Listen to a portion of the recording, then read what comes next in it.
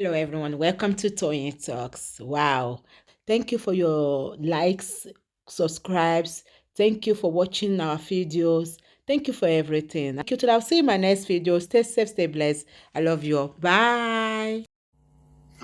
Agbára kan wà tó jẹ́ pé ó ń give directive. Ọlọ́pàá dẹ̀ ń tẹ̀lé directive yẹn. Ó ń tẹ̀lé directive yẹn.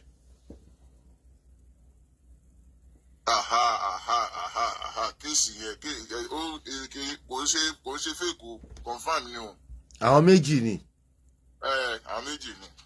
So wọ́n fẹ́ try láti máa sọ pé kinní kan Èkó, kinní kan l'Èkó, kinní kan lè ń ṣèkó, Èkó stuff, kinní kan. So ọ̀rọ̀ yẹn pọ̀, I don't want to go into details.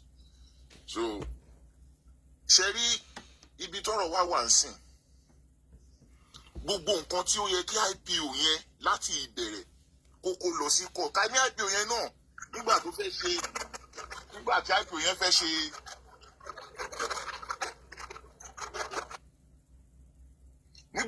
yẹn fẹ́ ṣe gbogbo ẹjọ́ títí ẹ̀ tó fẹ́ collate gbogbo kinní ẹ̀ lọ sí kóòtù ńgbà yẹn, ká ló kó gbogbo everybody lọ sí kóòtù ni. Nírú ọjọ́ èní a ò ní issue náà. Ṣùgbọ́n IPO yẹn nítorí pé ó ti gba directive, gbogbo àwọn tí kinní yẹn ṣí mọ́ lọ́wọ́ ó exclude wọn. Àwọn tó jẹ́ pé kò tiẹ̀ kàn wọ́n rẹpẹtẹ ló fi wọ́n sí kinní as a suspect. So kinní gbogbo nǹkan tó ń fún wa ní problem. Ṣé wàá rí ibi tí èmi wá feel pé a ti lè gbà? Ìtàn ní tó bá sọ pé àwọn èèyàn kan wọn ò ní respond. Tẹ́ bá rántí ìjọ tí wọ́n máa stop corona inquest. Níjọ́ yẹn náà lọ́n ṣe mọ̀ pé magistrate yẹn ó give serious warning. Wọ́n ti ń pè Wùnmí lọ́sẹ̀ kìíní ọ̀sẹ̀ kejì, ìkẹta kò wá. So magistrate yẹn wá send the serious warning. Ipò òun máa issue bench warrant kan fi gbé Wùnmí. Ìjọ yẹn ni wọ́n stop corona inquest. Ṣẹ́ẹ̀dẹ̀ rántí pé ìjọ yẹn Wùnmí ìgbà tó gbọ́ pé wọ́n máa issue bench warrant láti fi wá gbé òun, ṣe mọ̀ pé ó sáré wá sí corona inquest. Kì í ṣe pé corona inquest ò nágbára. Kì í ṣe pé kò nágbára. It's just that gbogbo àwọn tó wà ń charge kìíní wọ́n try láti Maradona nǹkan tó ń ṣe because wọ́n mọ̀ pé if tí court bá go more deep, nǹkan tó ń bò gbogbo ẹ̀ máa ṣí síta. So torí ẹ̀ náà ṣe ń lo ọ̀tún àbí òsì láti fi lè máa jeopardize effort court. And IPO tó wá ń charge kéèsì yẹn gangan ibi tí inú tẹ̀ fi ń bí èmi nìyẹn pẹ̀lú ọlọ́pàá. IPO tó wá ń di kéèsì yẹn gangan gbogbo nǹkan tí kóòtù need ní IPO yẹn ló seize away from court. Nígbà tí IPO tó yẹ pé kò sí bẹ́ẹ̀ ṣe máa múyàn máa gba information àwọn èèyàn, wọ́n ní okay, I need the address lágbájá, ọlọ́pàá ò múlẹ̀, I need the ilé, ọlọ́pàá ò múlẹ̀, I need the ilé, ọlọ́pàá ò múlẹ̀. Wọ́n fẹ́ lọ ṣe phone forensic. Nígbà tí wọ́n débi náà ti máa wọ́n need the police report. Could you believe pé ọlọ́pàá sọ wípé àwọn ò tí ọkọ̀ ní kí ọlọ́pàá fún àwọn ní note wípé nǹkan báyìí ló pa Mohbad, nǹkan pé Mohbad kú, nǹkan báyìí wọ́n fẹ́ ṣe phone forensic, so wọ́n need the police note láti fi lè ṣe kínní. Up till today, police refuse. Wọ́n náà wò ó tí conclude ikú tó pa Mohbad, so àwọn ò tí lè release lẹ́tà yẹn. Nítorí pé police náà dẹ̀ mọ̀ pé lẹ́tà yẹn ló máa approve kí ni phone forensic jáde. Because Apple need ẹ̀. Bẹ̀ ọlọ́pàá wá dúró lé lórí wọ́n fi ṣe weapon. Gbogbo ibikíbi tí wọ́n lè gbà. Up till now, ọlọ́pàá ṣì ń dúró sórí àwọn ó sì ń tẹ àwọn nǹkan kan mọ́lẹ̀, ó sì ń tẹ àwọn nǹkan kan mọ́lẹ̀, ó sì ń tẹ àwọn nǹkan kan mọ́. And the only thing tó lè gbé ẹsẹ̀ ọlọ́pàá kúrò ni pé kí magistrate kó la gavel mọ́ table pé gbà òun ti give okay ní pé okay police should be do this, you do this, you do this, you do this. Kó la gavel mọ́ table pé gbà ó ti sọ́dọ̀ òfin. So tó bá sọ́dọ̀ òfin, wọn ò ní rí ibi sá sí mọ́. Bẹ́ẹ̀ láì jẹ́ bẹ́ẹ̀, bàbá ṣì ń wá nǹkan lọ sọ́dọ̀ ọlọ́pàá. Mi ò ní ká má wà lọ, mi ò ní bọ́lọ́pàá ò ṣe kíni o. Ṣùgbọ́n tí ọlọ́pàá bá ní géèmù tó ń play bẹ́ẹ̀ yẹn, ọkọ̀ máa sọ police language náà máa lò fún máa operate pẹ̀lú wa. Bàbá dọ́dọ̀ wọn sọ fún wa pé they are working, they are doing this, they are doing that, they are doing this. And at the end of the kíní, nǹkan mìíràn máa ṣe just because wọ́n níbi tí directive ti ń wá tó bá jẹ́ nǹkan tí ò ń ṣe pé bóyá directive wà lórí ikú Mohbad ó yẹ ká ìgbà mélòó la máa get the answer ikú Mohbad ló easy jù káàtẹ̀ wá sọ pé nọ́ọ̀sì wá parọ́ kò parọ́ nọ́ọ̀sì ìjọ tó gbé wọ́n ní ṣíṣàṣìtù ní ó pa Mohbad ó lóun ò pa oníyàwó ẹ̀ ló pa ẹ̀ lásán ó tó kọ́lọ́pàá mú Wùnmí náà lẹ́sẹ̀kẹsẹ̀ ó tó kọ́lọ́pàá mú nígbà tó bẹ́ẹ̀ lẹ́gbẹ̀ẹ́ then which means you kill Mohbad ó ní no it's not me it's Mohbad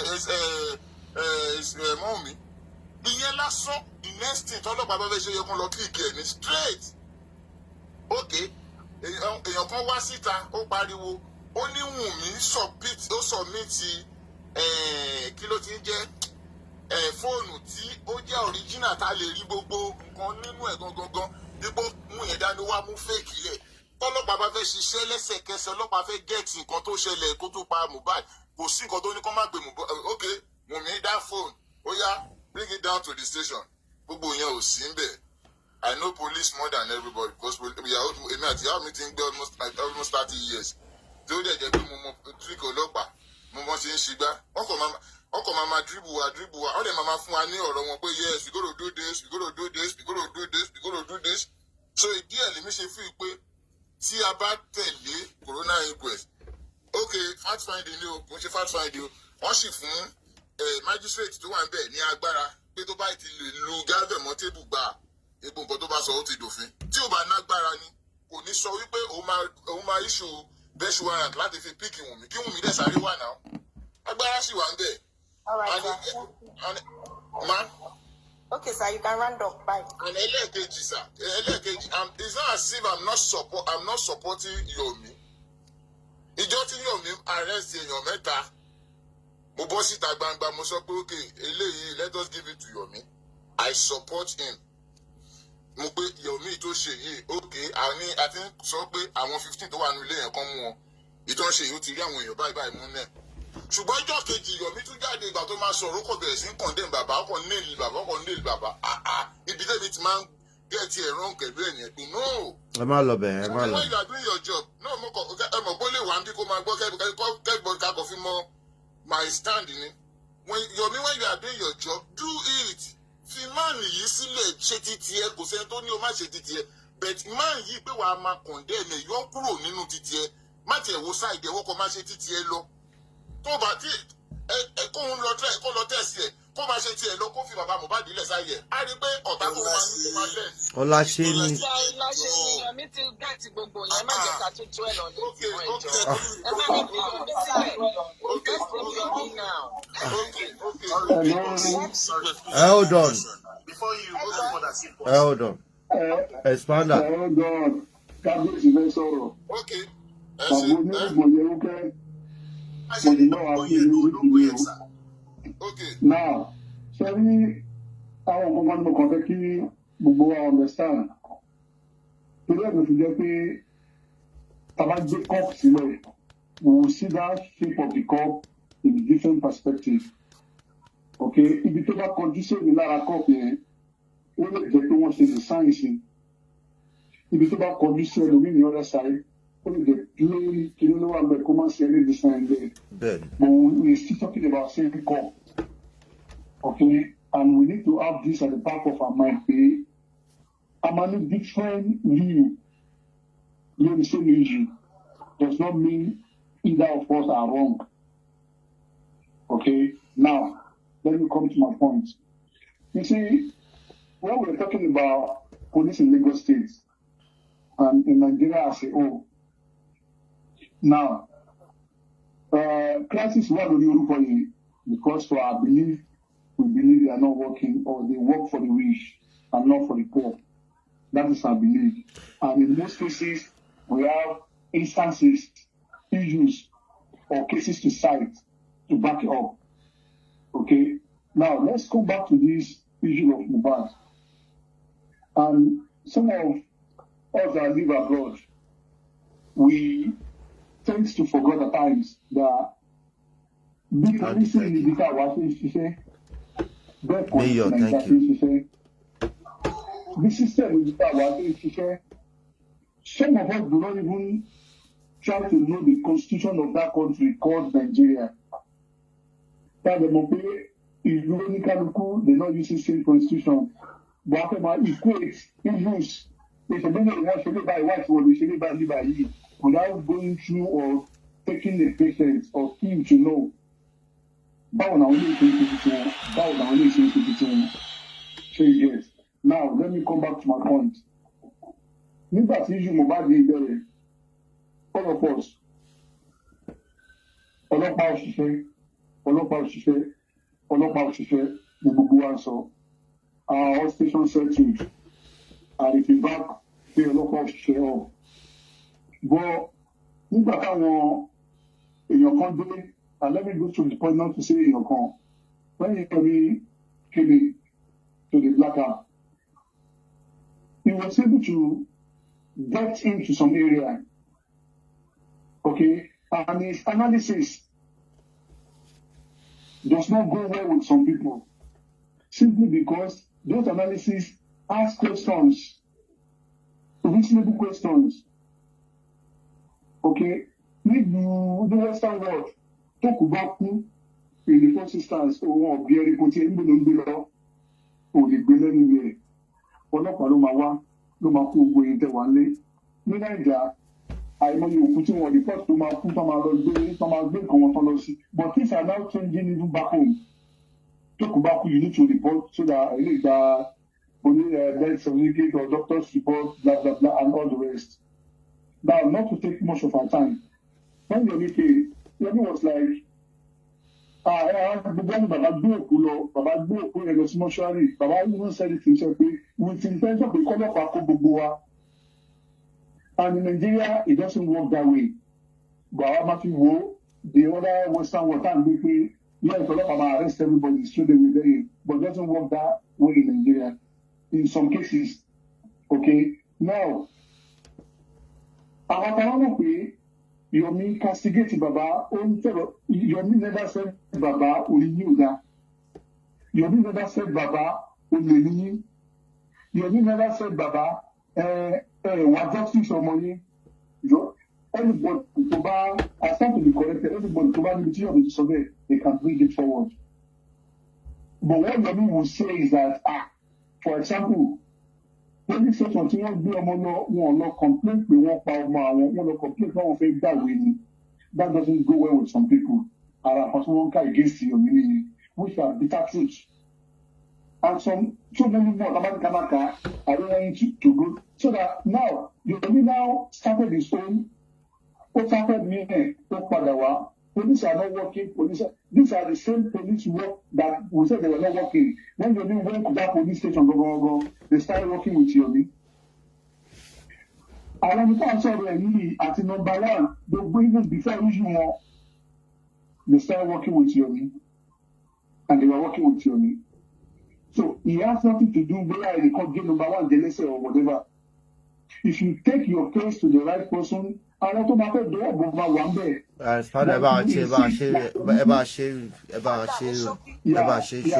Yomi is insistent.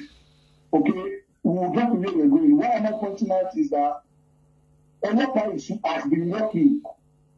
Because if you find a lot of real Olopa, our power of Anthony and the rest. Àwọn fún ara wọn ọlọ́pàá kan ló dọwọ́ bo CCTV náà block ẹ̀rọ nígbà tó fún wọn information tí wọ́n gbé lọ sọ́dọ̀ ẹlòmíì o. Ó ní ìpè ọ̀dọ́ ọlọ́pàá táwọn yẹn gan lọ́gọ́, they were not pressing on ọlọ́pàá to work, and that was why I wasn't working then. But someone that does not even give a dime to ọlọ́pàá is working with him. all right. All right, Put thank your you, case in sir. the right way, and police will work with you. All right. And that is exactly what we're saying. I need to ask Alright. Mr. Olasheni. Hold on, keep up your koko give submission one. Then the next phase will now be for questioning. A lot of people are busy, they want to just talk and go. So when they give their submission, they get some any other person I don't know, maybe we can start from next time, but let's reason with that. Yeah, let's have you. All right. Please, everybody, let's power tap. Mommy is a flicks. Thank you for the gift, man, and others. Mr. Olasheni, ọ̀rọ̀ mi kàn fẹ́ lọ sọ́dọ̀ yìí díẹ̀. Ó fẹ́ dàbí eré, but ibi tá ti ń ṣeré ni òótọ́ ọ̀rọ̀ máa ti ń jáde. olórin kan tó máa ń kọ́nsẹ̀lẹ̀ mi ń ṣe sẹ̀lẹ̀ mẹ́mbà bọ̀ mo máa ń gbọ́ dáadáa òkùnkùn kò lè borí ìmọ́lẹ̀ náà nínú àwọn ọ̀rọ̀ tẹ́ ń sọ sà ẹ jẹ́ kó yé wa dáadáa wípé ọlọ́pàá ò ṣiṣẹ́ lórí ọ̀rọ̀ yìí lórí àwọn nǹkan tẹ́ ẹ sọ sà ẹ jẹ́ kó yé wa pé ẹ ti mọ ọlọ́pàá dáadáa that means wípé wọn ò ní ṣiṣẹ́ láwọn táìmù tó yẹ kán ṣiṣẹ́ wọn máa ṣe láwọn táìmù tí ò yẹ kán ṣe àbí nǹkan kan pé wà àwọn ò dáa.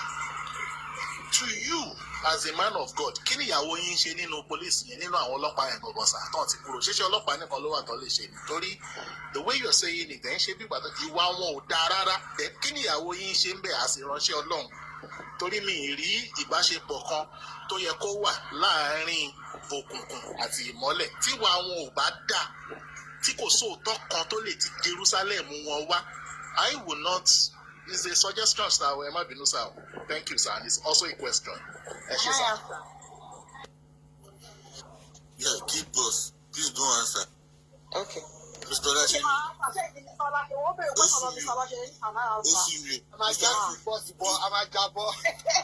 Olaṣeni, to second question, so that you can answer the both together. Second question. You said something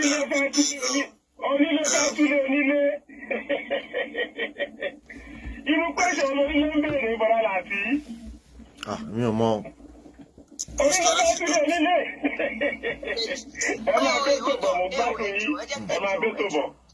Olaṣeni ẹ dá àwọn eléyìí let's move on so a máa béèrè question again. The same question.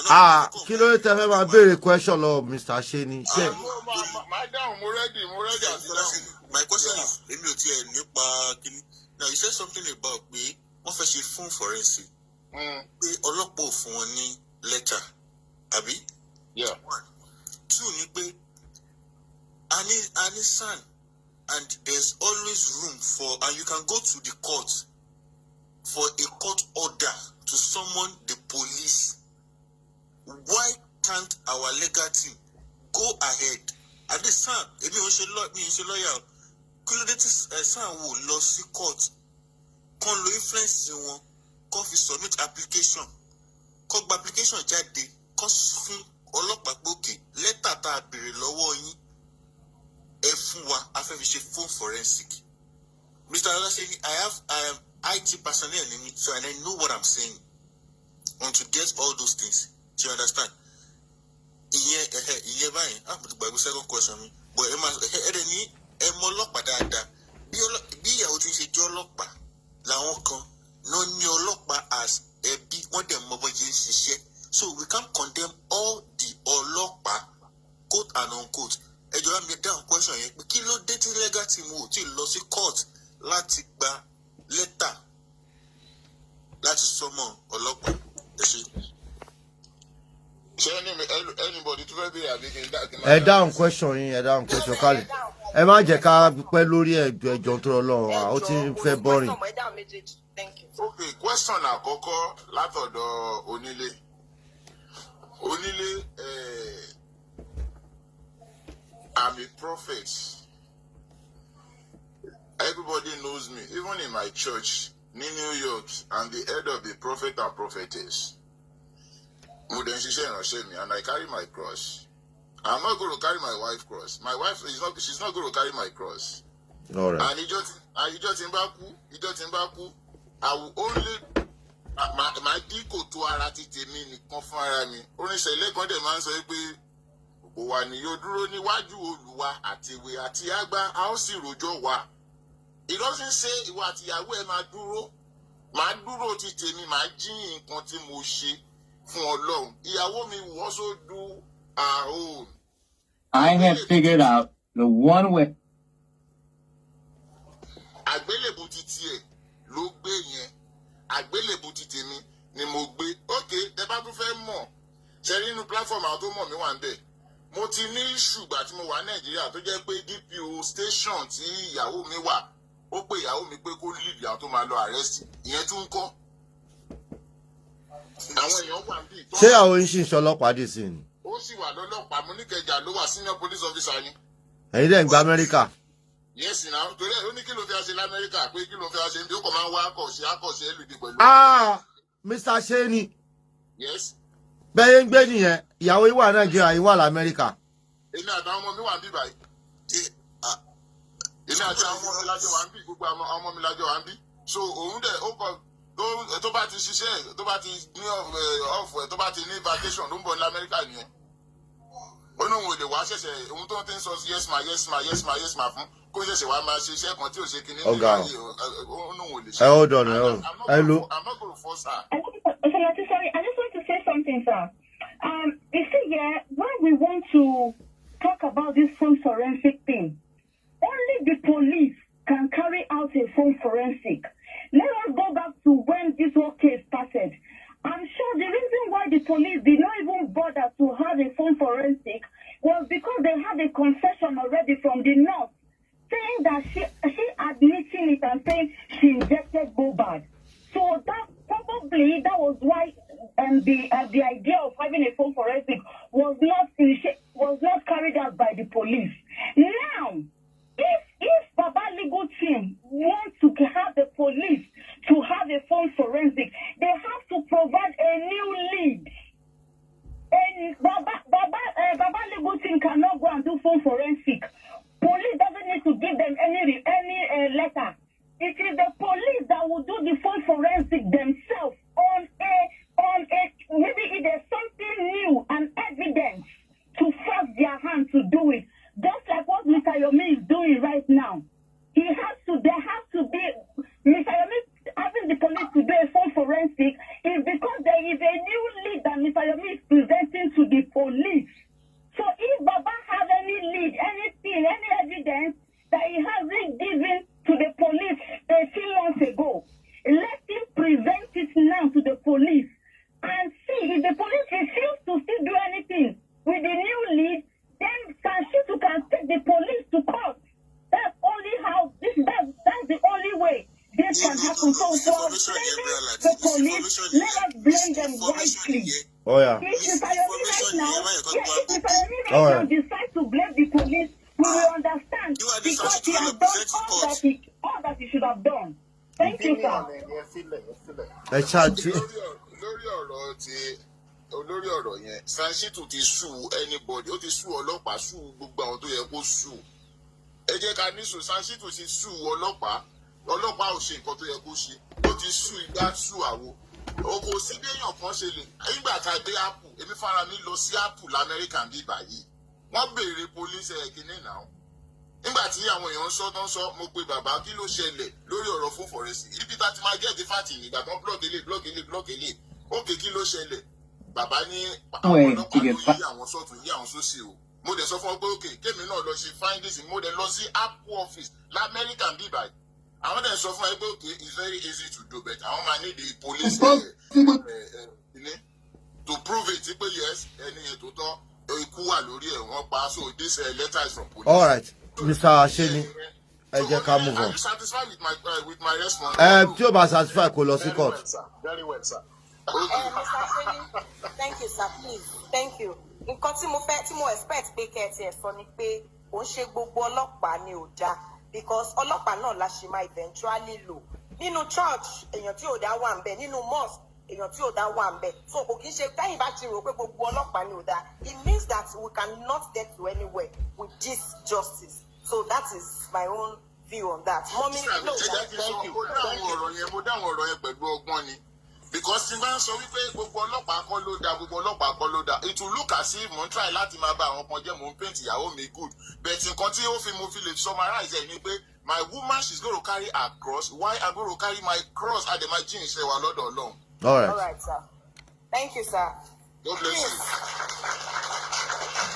Hello? Mommy, bí Renew Bí Renew ló máa sọ̀rọ̀. Ẹ jẹ́ ká power tap gbogbo ní ẹjọ́ torí Ọlọ́run. Ẹ káàárọ̀ gbogbo ní o. Ẹ káàárọ̀ onílé olórẹ́bí.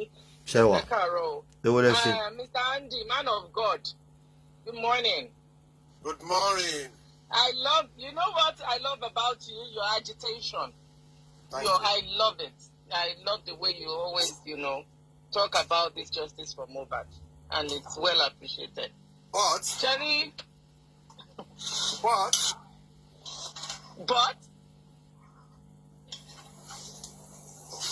No but.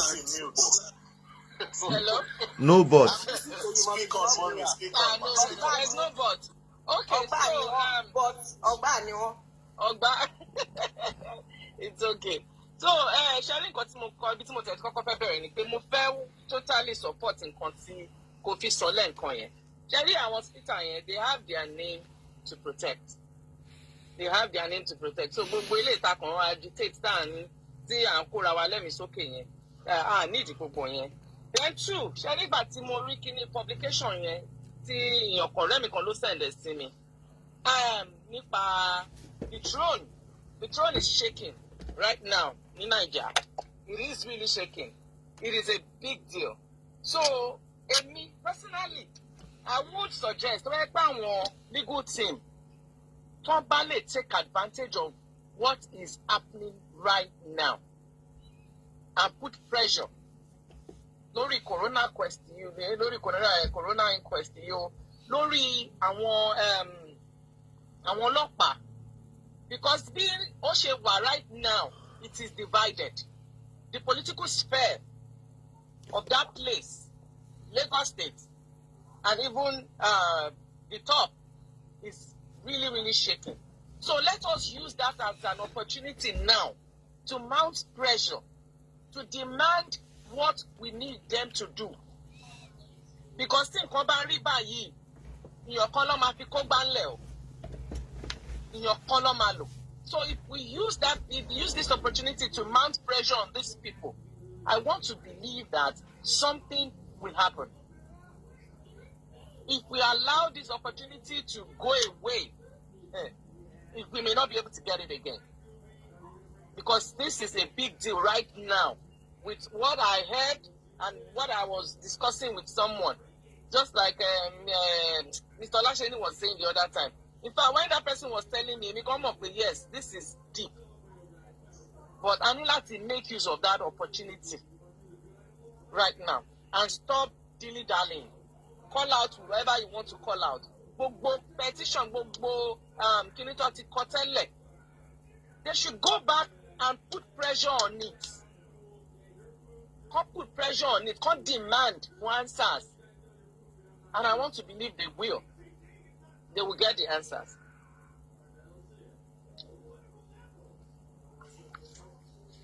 Keep on, so yeah. Yes. Mommy Debbie, let's have it. And you call Mommy Debbie. Auntie Debbie no matter after her, you know. Auntie Debbie.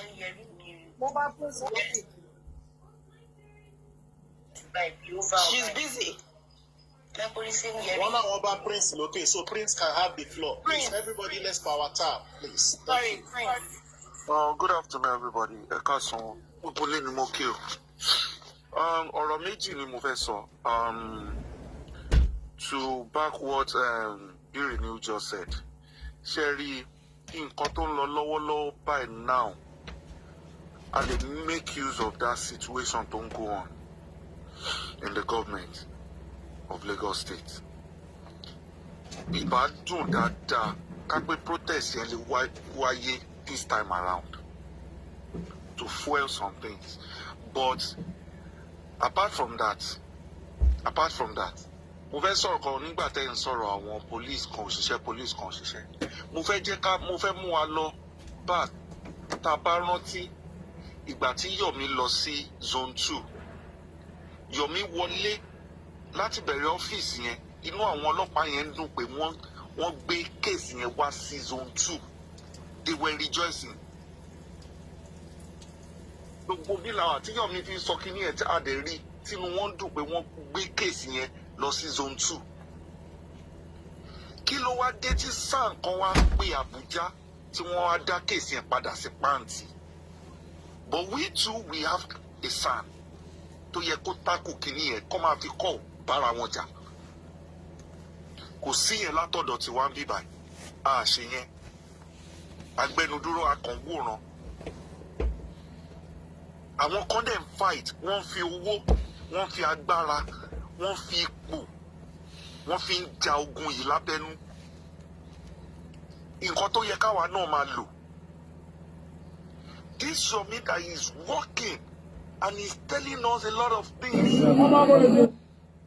They looking here. Àmúṣe. Àwọn ọlọ́pàá kan ṣiṣẹ́ gan o. Wọ́n dẹ̀ lóòótọ́. Kí ló dé tó fi make arrest ní zone 2? Okay, apart from that, so ká mọ̀ pé àwọn ọlọ́pàá kan dúró lórí òótọ́, wọ́n ń ṣiṣẹ́, wọ́n dẹ̀ fẹ́ ṣiṣẹ́, but their hands are tied. Tí nǹkan bá ti kúrò ní side wọn kò sí nǹkan tó fẹ́ ṣe mọ́. Another thing, through information, as we are speaking right now, ní Kotonu wọ́n ń gbé orò ní ọ̀rọ̀ Mohbad. Orò ti jáde. They said they are tired. They don't know what they are doing. So wọ́n fẹ́ take law into their hands. Nígbà tí wọ́n bẹ̀rẹ̀ orò yẹn, bóyá láàárọ̀ àbí lọ́sàn-án, wọ́n ní orò yẹn sọ pé kán lọ bẹ̀rẹ̀ Ifá kan dá obì ní ọjọ́ Monday ni. Which means ọjọ́ Monday ni Mohbad kú. A ní ìṣẹ̀ṣe nílùú yìí. Tá bá fẹ́ dájọ́ fast. But it is well. Nǹkan tó ní kálukú believe. It is well. I'm a Christian too. But tí nǹkan bá ti ń ju agbára èèyàn lọ, èèyàn náà máa ń tẹsẹ̀ bọ̀bù mí pé no, a gbọ́dọ̀ rí justice yìí. All right. Nǹkan táwọn ṣe lọ́rùn yẹn nìyẹn. Thank you. So it's well with us. Wọ́n tó bá jẹ́ wọ́n ṣe bẹ́ẹ̀ lóòótọ́. Wọ́n ṣe bẹ́ẹ̀ lọ́wọ́lọ́wọ́ báyìí. Ẹ jọ̀ọ́ sọ̀rọ̀, àwọn èèyàn a fẹ́ gbà àwọn èèyàn fẹ́ wọlé. Mọ́mí Debbie, let's have you.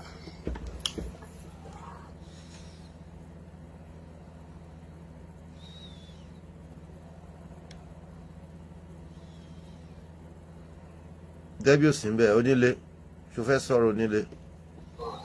Bẹ́ẹ̀ni sà. Mr. Ṣé ni màá gbé wọlé padà lẹ́lẹ́kejì. Ẹ ká sọ gbogbo lé. Ibi ọlọ́pàá lọ̀rọ̀ tèmi fẹ́ lọ. Ibi ọlọ́pàá. Àti Corona inquest. Ẹ ṣé gan sà. Ẹ ṣé sà.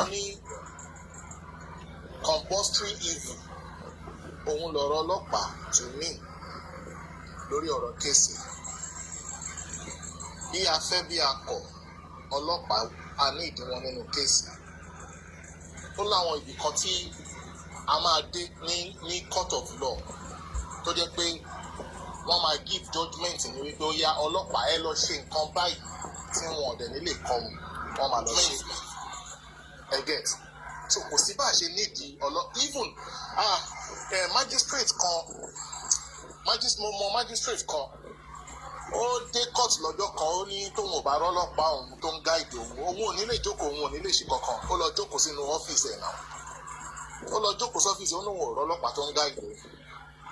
Ṣé rí aláwọn ọlọ́pàá tí ò dáa a dẹ̀ láwọn tó dáa bí nǹkan tí Prince sọ́nsìn ẹ jẹ́ kí n fi ṣàpèjúwe.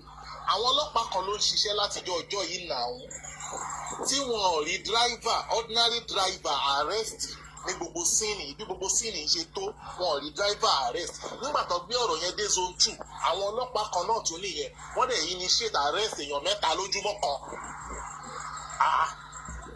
Aláwọn tó fẹ́ ṣiṣẹ́ aláwọn tí ò fẹ́ ṣiṣẹ́ kò ṣe pé ọlọ́pàá wípé a máa wá useless sí ọlọ́pàá to that extent wípé ọlọ́pàá ò ní nǹkan kan ṣe nínú kéèsì rárá. Wọ́n ní nǹkan ṣe ń bẹ̀ wọn ò ṣe nǹkan tó yẹ kán ṣe.